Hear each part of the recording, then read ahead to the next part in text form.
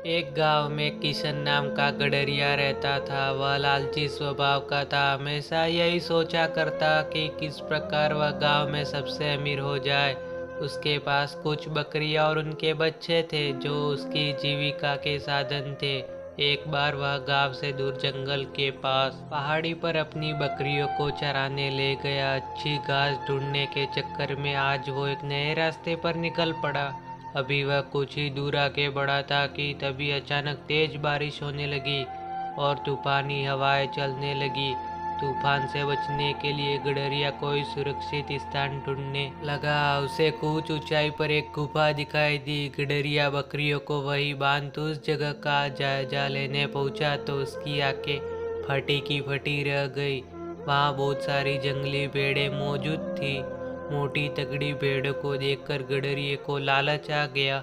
उसने सोचा कि अगर ये भेड़ें मेरी हो जाए तो मैं गांव में सबसे अमीर हो जाऊंगा। इतनी अच्छी और इतनी ज़्यादा भेड़ें तो आसपास के कई गांवों में किसी के पास नहीं है।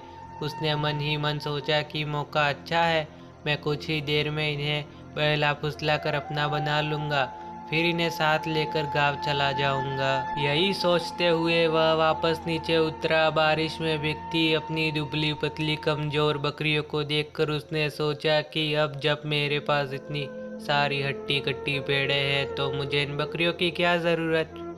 उसने फौरन बकरियों को खोल दिया और बारिश में भीगने की परवाह किए बगैर कुछ रस्सियों की मदद से घास का एक बड़ा गट्ठर तैयार कर लिया। गट्ठर लेकर वह एक बार फिर गुफा में पहुंचा और काफी देर तक उन भेड़ों को अपने हाथ से हरी भरी घास खिलाता रहा। जब तूफान थम गया तो बाहर निकला। उसने देखा कि उसकी सारी बकरियां उस स्थान से कहीं और जा चुकी थी। गडरिये को इन बकरियों के जाने का कोई अफसोस नहीं था, बल्कि वह खुश था कि आज उसे मुफ्त में एक साथ इतनी अच्छी भेड़ें मिल गई हैं। यही सोचते सोचते वह वापस गुफा की ओर मुड़ा। लेकिन ये क्या, बारिश थमते ही भेड़ें वहां से निकलकर दूसरी तरफ जाने लगी। वह तेजी से दौड़कर उनके पास पहुंचा और उन्हें अपने साथ ले जाने की कोशिश करने लगा, पर भेड़ें बहुत थी। वह अकेला उन्हें नियंत्रित नहीं कर सकता था। कुछ ही देर में सारी भेड़ें उसकी आंखों से ओझल हो गई। यह सब देख गडरिये को गुस्सा आ गया। उसने चिल्लाकर बोला, तुम्हारे लिए मैंने अपनी बकरियों को बारिश में बाहर छोड़ दिया, इतनी मेहनत से घास काट कर खिलाई और तुम सब मुझे छोड़कर चली गई। सचमुच कितनी स्वार्थी हो तुम सब।